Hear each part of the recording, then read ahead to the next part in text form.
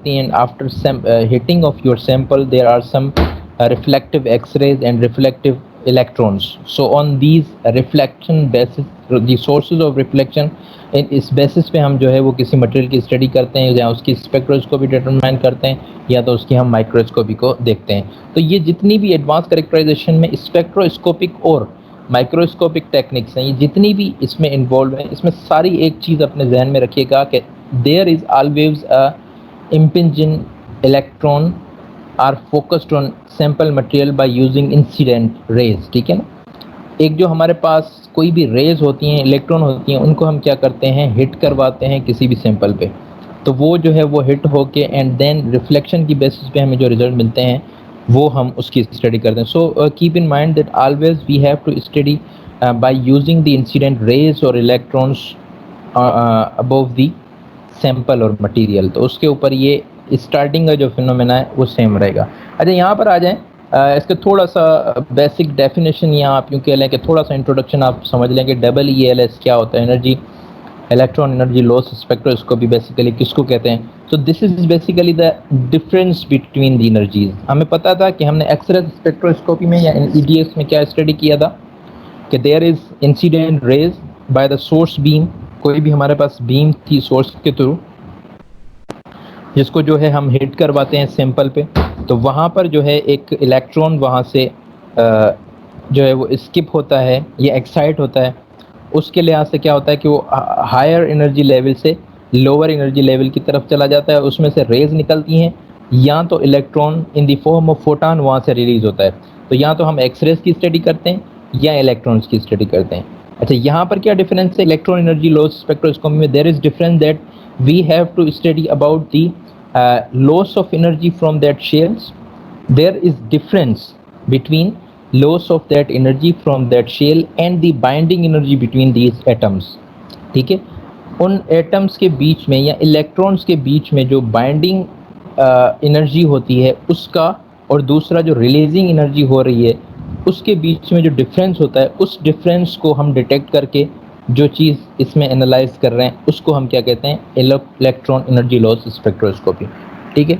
For more clearation we also study little bit about, इसको हम थोड़ा सा रीड कर लेते हैं। So the impinging electron are focused on a sample material to cause electron excitation of the targeted atom, ठीक है। तो हमारे पास एटम्स होते हैं, उसमें से इलेक्ट्रॉन एक्साइट होते हैं।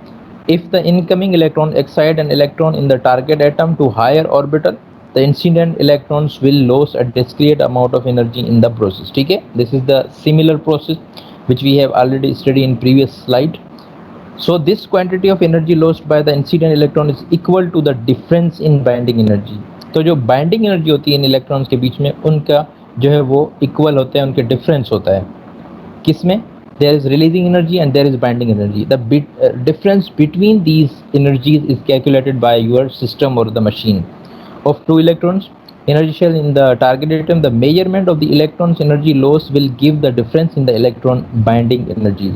So by measuring out these electron binding energies you will get the spectroscopy or electrochemical analysis of these materials, ठीक है। So this is just an overview of about the EELS. इसको detail में हम जाएंगे, इनकी जो है जब इंटरप्रिटेशन वर्किंग प्रिंसिपल्स पे जाएंगे तो ज़्यादा आपको आइडिया क्लियर होगा। अभी फ़िलहाल थोड़ा सा इसको जो है वो जस्ट एज एन इंट्रोडक्शन आप इसको देखते जाएं।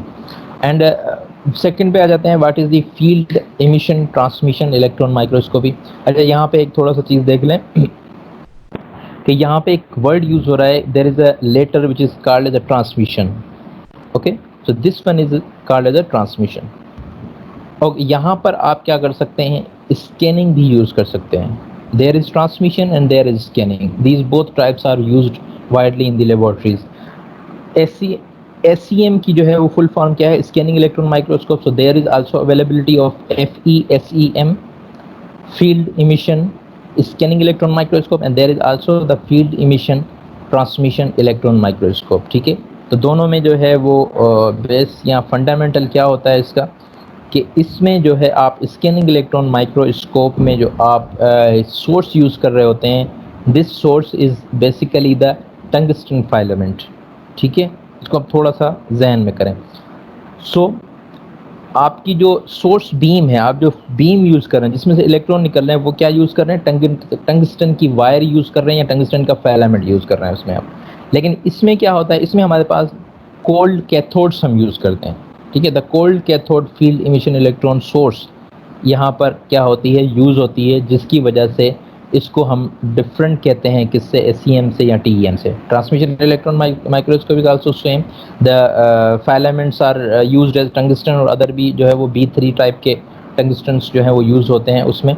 और यहाँ पर क्या होता है कि हम कोल्ड कैथोड फील्ड इमिशन जो है वो इलेक्ट्रॉन रिसोर्स यूज़ करते हैं। Use deliver an electron beam with a small energy, speed and excellent coherence. तो इसमें क्या होता है कि स्पीड एक तो स्मॉल होती है, स्पीड जब कम हो तो वो कंट्रोलेबल होती है, आप उसको कंट्रोल, उसकी बीम को कंट्रोल कर सकते हैं। And this is the coherent, it mean that there is very little chance of the distraction of the sample. Coherence का मतलब ये बीच में अगर कोई ऐसे पार्टिकल्स या इन्वायरमेंट का या सिस्टम का कोई इशू आ रहा है तो इसमें ये कोहिरेंट होता है, उससे आपका जो है वो सेपरेटली अपने आप को अलग रख के ये काम करती है, जिसकी वजह से डिस्ट्रैक्शन या disturbance in the image is very little bit low, ठीक है।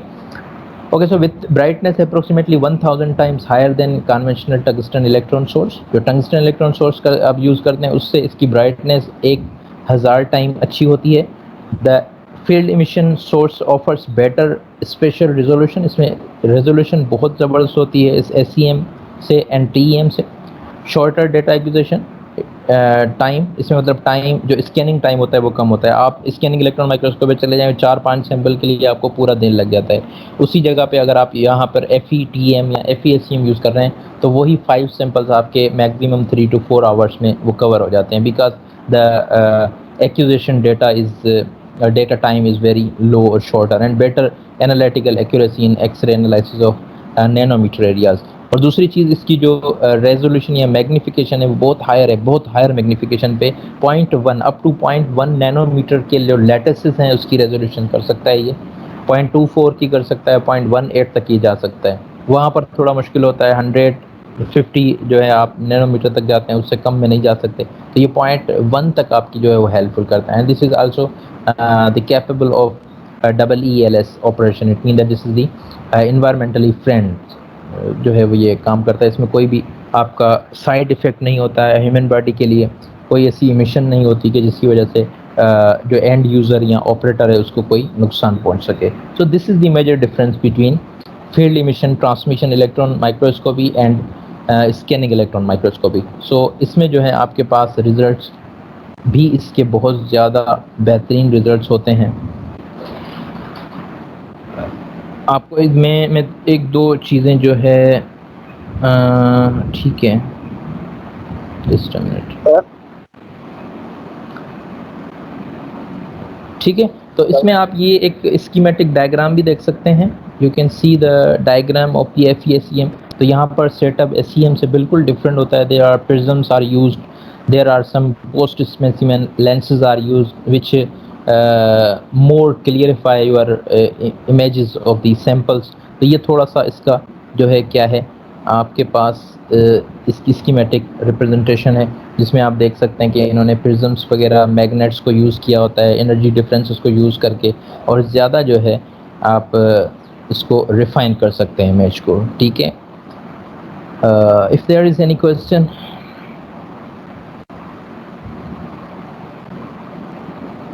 कोई क्वेश्चन है स्पेक्ट्रोस्कोपी और field emission transmission microscope.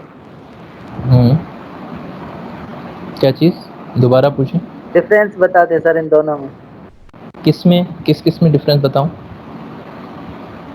EELS FETEM दोनों में। असल में ये जो है आपका आखिर में जो आपने एक देखा है यहाँ पर EELS ऑपरेशन, ये EELS का असल में जो है ये क्या होता है, इन्वायरमेंटली, इसका फुल फॉर्म मुझे जहन में नहीं आता, लेकिन this word is phrase is used for the equipment which is environmentally friend, ठीक है ना, या फ्रेंडली इन्वायरमेंट जो है आपका यूज़ कर सकते हैं। So this is the basically the word use, आप इसको शॉर्ट फुल फॉर्म इसको आप नेट पे देख सकते हैं।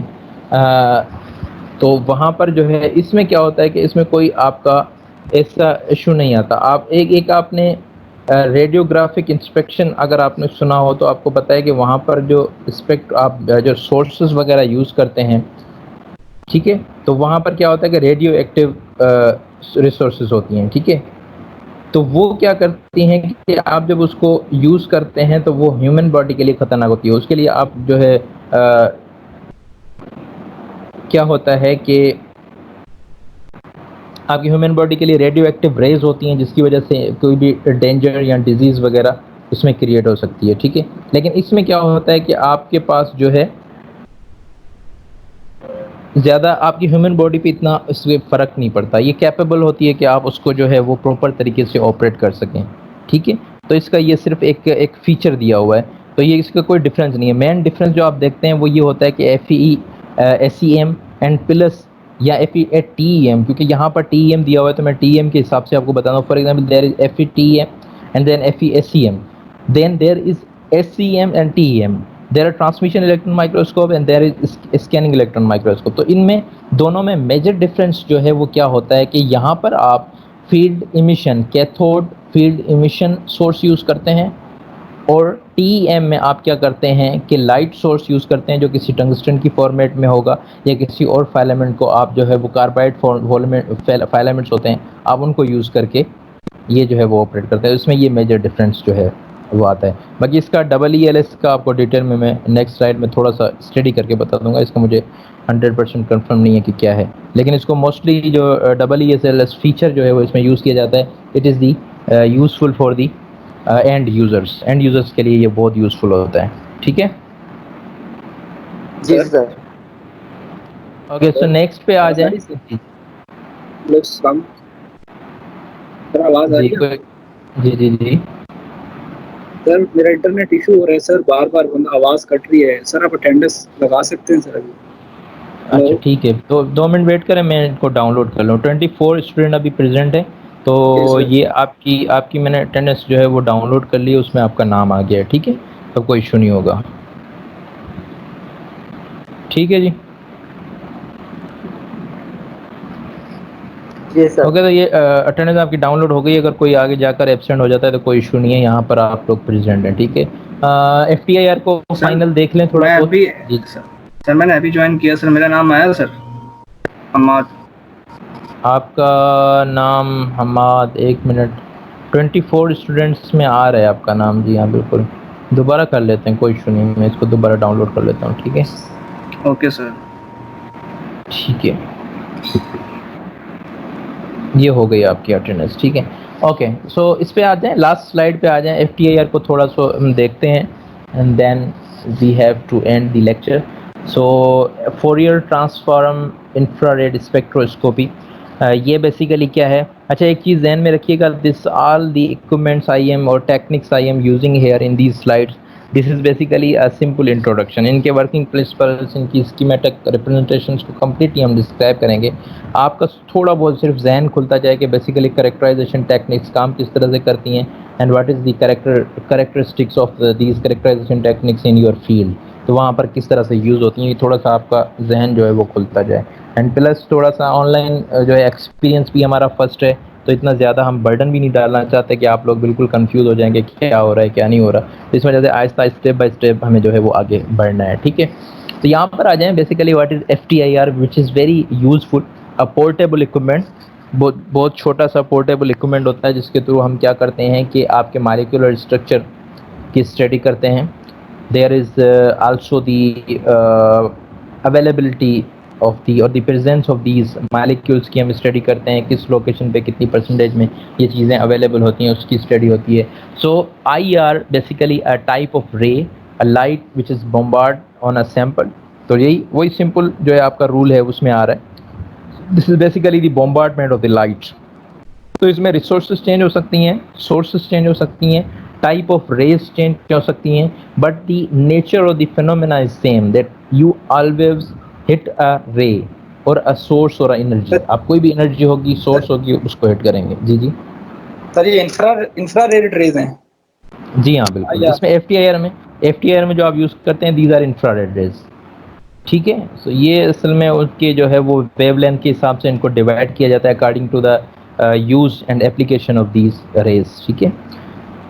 सो इंसिडेंट इंफ्रारेड रेज जो हैं आपके पास इंसिडेंट रेज होती हैं, ये सैंपल के ऊपर आप बम्बार्ड करते हैं टू क्रिएट मॉलिक्यूलर वाइब्रेशन। यहाँ पर क्या होता है कि मॉलिक्यूल्स जो आपके ऑर्गेनिक मटेरियल्स में मॉलिक्यूल्स अवेलेबल होते हैं वो क्या करते हैं, वाइब्रेट होते हैं, and there in the result of these vibration there are some peaks are made on a graph. उसमें कुछ पीक्स बन जाती हैं जहाँ पर the technique shows how the I R wavelength are absorbed by the different functional groups within a molecule. ठीक है, तो इसमें क्या होगा कि आपके पास जो मटेरियल में जो चीज़ अवेलेबल होगी वो क्या करेगी कि इन रेज को एब्जॉर्ब करेगी, and in that absorbance of the rays there are some peaks created on the graph. The infrared absorption bands identify specific molecular components and structure within the material. Spectrum is wavelength। ठीक है, ये आपके पास दो variable आ जाते हैं। तो यहाँ पर हम क्या करते हैं कि एक पैलेट टाइप एक मटेरियल होता है, मिसाल के तौर पर पाउडर है, तो आप पाउडर में क्या करते हैं कि अपना जो सैंपल है उसके 2-3 पार्टिकल या थोड़ा सा पाउडर आपने उसमें मिक्स कर दिया, उसको पूरा ब्लेंड करके बाद एक पैलेट बनता है। इसमें पैलेट बनाने के बाद वो एक गोली टाइप बन जाता है, उसको हम सैंपल में रखते हैं। सैंपल में स्पेसिमेन होल्डर होता है, यहाँ पर आप स्ट्रक्चर में देख सकते हैं, यहाँ पर सैंपल होल्डर होता है। वो सैंपल आप यहाँ पर पुट करके और इसको जो है वो ऑपरेट करते हैं, तो इस तरह का ग्राफ आपके पास आ जाता है। ठीक है, तो ये ग्राफ मैं आपको बाद में कराता हूँ, यहाँ पर आप थोड़ा सा देख लें। तो infrared light into sample, characteristic infrared absorption band out of the material. तो इसका बेसिकली काम क्या होता है, you basically determine the structure of the organic material. Organic material का क्या है कि आपके पास जो मॉलिक्यूलर के स्ट्रक्चर्स आ रहे हैं या बीच में जो चेन्स आप देखना चाहते हैं, उनके बॉन्डिंग्स को आप स्टडी करना चाहते हैं, तो उसके थ्रू आप कर सकते हैं। This is the excellent method to characterize organic material. So this remember that this is mostly it is used for the organic material. In some cases you can also use the inorganic material, but in most of the cases you also only use these organic material for the determination of the certain functional groups in a molecule। ठीक है, use sample size of 2 micrometer to 20 micrometer. और इसमें feasibility क्या होती है कि आप जो है 2 माइक्रोमीटर से लेकर 20 माइक्रोमीटर तक, मीन आपके पास बिल्कुल मिनिमम सैंपल भी अगर है तो आप उसको भी ईजिली इस इक्विपमेंट में यूज़ कर सकते हैं। This is the easy way to identify the presence of certain functional groups. तो आपके मॉलिक्यूल्स में जितने फंक्शनल ग्रुप्स हैं उनकी स्टडी कर सकते हैं। ये basically where is the silicon oxygen is attached, where is silicon nitrogen is attached, where is carbon is attached. तो इसमें आपके पास क्या होता है, what is the benefit for using this FTIR, that you know that you make PVC pipeline आपने एक बनाई है। ठीक है, PVC का आपके पास सैंपल है, पॉलीविनाइल क्लोराइड का सैंपल है।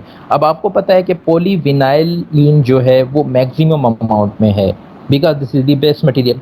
Now I have to determine that what type of functional groups are attached with these certain chains. इन चेन के साथ जो है वो कौन से फंक्शनल ग्रुप्स जो है वो अटैच्ड हैं, ये हमने स्टडी करनी है। ये जब चीज़ें हमारे पास आ जाती हैं तो इनको आपने परसेंट डिफ्रेंशिएट करके आप उन चेन्स के साथ अटैच करके एक लॉन्ग मॉलिक्यूलर चेन बना सकते हैं, जिसके थ्रू आप आइडेंटिफाई कर सकते हैं कि how this material will work in your product site. अगर आप एप्लीकेशन में लेके जाते हैं तो उसकी चेन किस तरह से, उसकी स्ट्रेंथ किस तरह से बनेगी, आप उसको किस तरह से यूज़ कर सकते हैं। So many type of results you can also achieve from this interpretation। And fourth one, this shows relative concentration of function groups present based on relative peak intensities in spectrum। so in intensities को जो है हम spectrum में देखकर इसकी concentration को भी determine कर सकते हैं कि कितनी कंसंट्रेशन में। फॉर एग्जांपल अगर यहाँ पर आप देखें तो यहाँ पर aluminium and then carbon, it is in the higher composition. This is not a pure element. आप यहाँ पर देखें, this is not simple element और द सिंगुलर और unity of the element, this is a compound in the form of compound और molecule. There are number of the atoms are given है, Al2, Al3, Al4, so there were many aluminum are present there।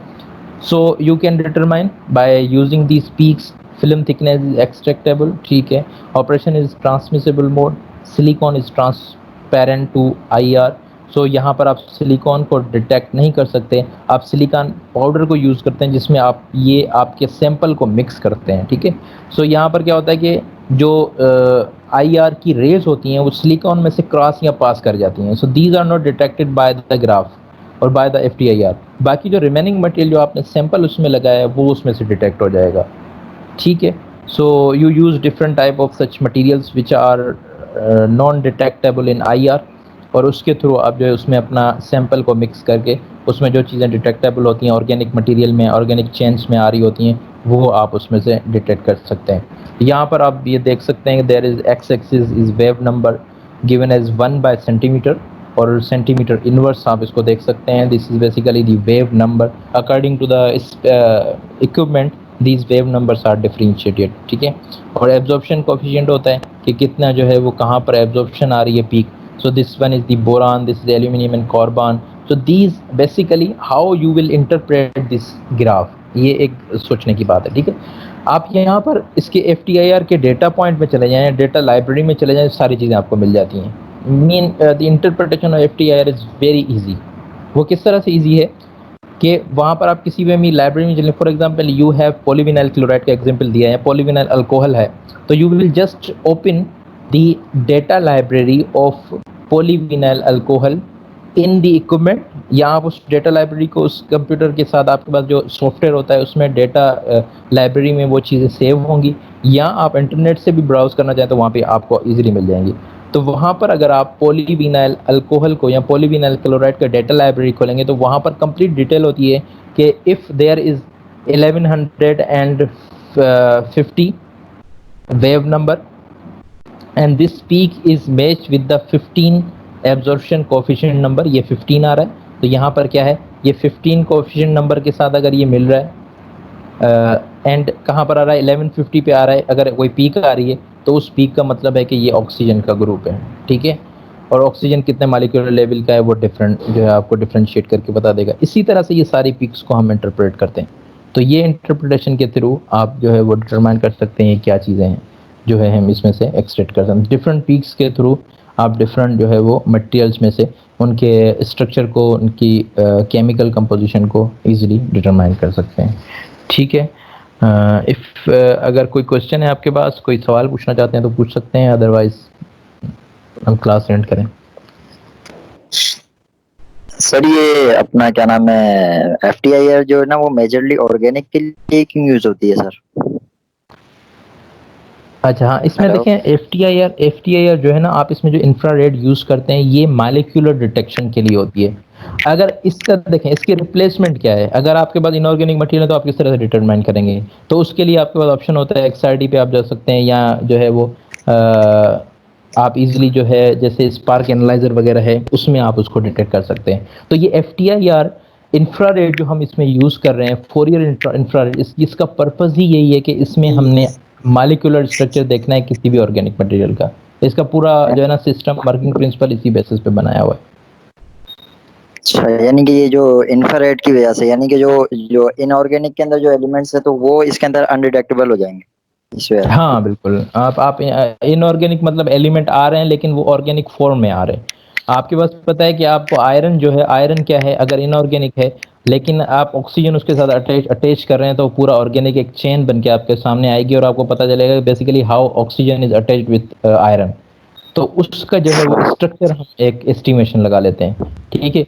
Carbon के साथ अगर oxygen आ रहा है तो carbon oxygen का हमें पता चलेगा। एल्यूमिनियम के साथ आ रहा है तो एल्यूमिनियम सेपरेटली आप सिंपल प्योर एल्यूमिनियम को डिटरमाइन नहीं कर सकते। If you have to determine pure aluminium तो आप क्या करेंगे कि स्पार्क एनालाइजर के जाएंगे तो आपको सिंपल प्योर एल्यूमिनियम का बता देगा। But here you can not determine only aluminium, always there is molecular structure, उसमें चेन्स होती हैं जिसके थ्रू हम इसको डिटरमाइन करते हैं। सर NDT में यूज होती है सर ये टेक्निक? हाँ बिल्कुल, एनडीटी में यूज़ होती है, लेकिन ये लेबोरेटरी स्केल तक ज़्यादा यूज़ होती है, रिसर्च इंस्टीट्यूट्स में या आपकी जो इंडस्ट्री में उसके में ज़्यादा यूज़ होती है। ये फील्ड टाइप नहीं है, मतलब आप फील्ड में कहीं लेके जाएं, फील्ड में आप लेकर जाएं आरटी की तरह या यूटी की तरह, ये इस तरह से प्रॉपरली यूज़ नहीं हो सकती। तो एनडीटी में ये होता है कि आप सैंपल एक्सट्रैक्ट करते हैं, उसमें से आप इसको यूज़ करते हैं। सही है सर, थैंक यू सर। ठीक है, कोई और क्वेश्चन है?